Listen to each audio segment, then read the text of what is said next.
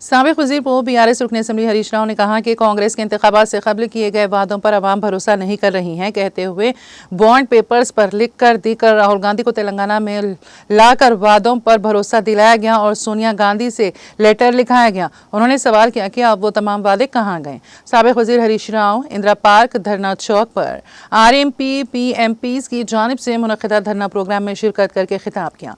उन्होंने कहा कि 11 मरतबा दिल्ली जाने वाले रेवंत रेड्डी को अपॉइंटमेंट ना मिलना एक इंतहाई मायूब बात है। रेवंत रेड्डी सिर्फ दिल्ली को जा रहे हैं और वापस आ रहे हैं, लेकिन राहुल गांधी ने रेवंत रेड्डी से मुलाकात नहीं की है।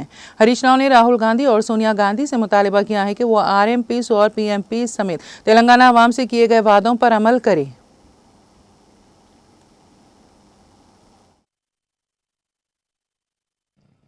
రాహుల్ గాంధీని కూడా నమ్ముతారో నమ్మరో అని సోనియా గాంధీతో ఉత్తరం రాపిచ్చిండ్రు. నేను మీ తల్లిగా ఉత్తరం రాస్తున్నా, మేము ఇచ్చిన గ్యారంటీలన్నీ అమలు చేసే బాధ్యత నాది అని ఆ తల్లిగారు ఉత్తరం రాసిండ్రు. ఇప్పుడు ఆ తల్లిగారు మాట్లాడతలేరు. రాహుల్ గాంధీ అయితే రేవంత్ రెడ్డికి అపాయింట్మెంట్ ఇస్తలేడు. 11 సార్లు పోయి ఢిల్లీకిన అక్టోబర్కి వెళ్ళి ఇప్పటిదాకా 11 సార్లు ఢిల్లీకి పోతే రేవంత్ రెడ్డికి అపాయింట్మెంట్ దొరకలేదు. దర్వాజా బంద్ అయిపోయిందాడ.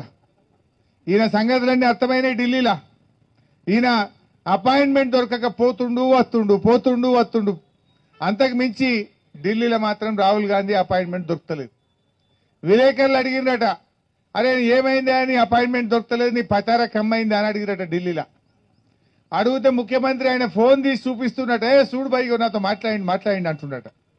అంటే నువ్వు ఫోన్ చేసి చూయించుకున్నావంటేనే నీ ఇజ్జత్ పోయినట్టే లెక్క, నీ పతారా లేనట్టే లెక్క. ఇప్పటికైనా నేను కోరుతా ఉన్నా, రాహుల్ గాంధీ గారు సోనియా గాంధీ గారు స్పందించి మా ఆర్ఎంపీ పిఎంపీలకైనా ఈ రాష్ట్ర అమలు చేయించాలని చెప్పి నేను ఈరోజు డిమాండ్ చేస్తాను.